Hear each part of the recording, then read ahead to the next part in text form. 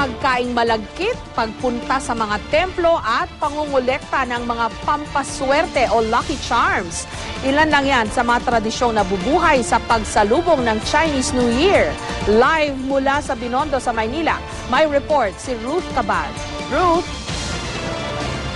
Jessica, mahigit isang linggo pa nga bago ang Chinese New Year, pero ang ilang kababayan nating Filipino-Chinese ngayon pa lang abala na sa paghahanda.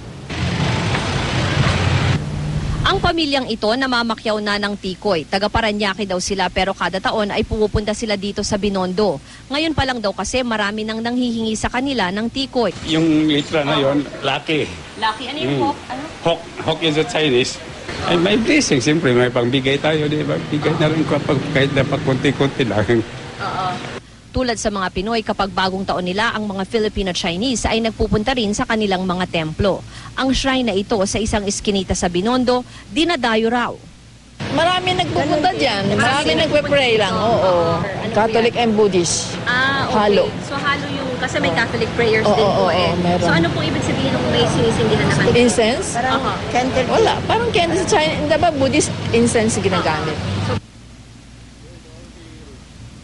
Sinasalubong rin daw nila ang bagong taon sa isang salo-salo. Tradisyon din daw na namibigay sila ng pera gamit ang pulang envelope o angpao. May kahulugan daw ang iba't ibang nakasulat sa mga ito. Ilalagay ng money, tapos ibibigay mo sa mga tao. It's more on swerte, ganun. Oo. Zhao cai jin bao, pasok pera. Gong si fa cai, gong hei fa choy. Happy New Year. Yeah, ganun. Fu, parang good luck siya. Anong Chinese? Maraming swerte. Anong Yan. Chinese? Bukod sa mga lucky charm na buong taon namang mabibili sa Binondo, marami na rin ang mga nagtitinda ng pampaswerteng bilog na prutas. May ilan namang pampaswerteng halaman ang tinitinda. Isa raw sa pinakamabili ngayon ang white rubia na glow in the dark pa. Pag usbong ng New Year, malago siya talaga. Yun lang, pampaswerte ba? Etong Bulaklak din siya pagka umano yan, pagka 2 weeks, cada 2 weeks na, para bulaklak na siya. ano yan, onions? Ano ba yan? Onions, yung white, White onions. White onions. Tapos yung isa, gabi, oo. and every year naman yan. Pampaswerte naman yan sa mga may konti anak. Oo. Bakit? Pamparami. Sabihin paparami ng anak. Oo. Kasi marami siyang anak talaga.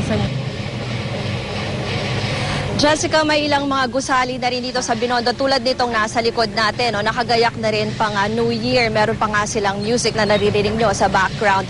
February 9, yung Chinese New Year's Eve, magkakaroon ng countdown at tuloy-tuloy na ang selebrasyon. Hanggang kinabukasan, may New Year's Day parade. Jessica. Okay, Feb 9 this year, ang Chinese New Year. New Year's Eve yan. Ang start ng kanilang Chinese New Year talaga ay February 10, Year of the Water Snake, Jessica. Okay, marami na bang tao dyan sa Binondo, Ruth? Kanina napansin natin, hindi pa naman masyado marami yung mga tao kasi nga more than a week pa daw. Ang sinasabi ng mga nakausap natin ng mga tindera o maging sa ibang mga Filipino-Chinese dito, next week daw inaasahan na marami nang mamimili dito ng mga tikoy at iba pang lucky charms. Pati daw yung mga tindera, expect na daw na mas marami pang stalls next week, Jessica. Okay, sana swertihin ka sa Year of the Water Snake, Kung Hei Fat Choy. Ruth Cabal, maraming salamat. Okay, Batchoy.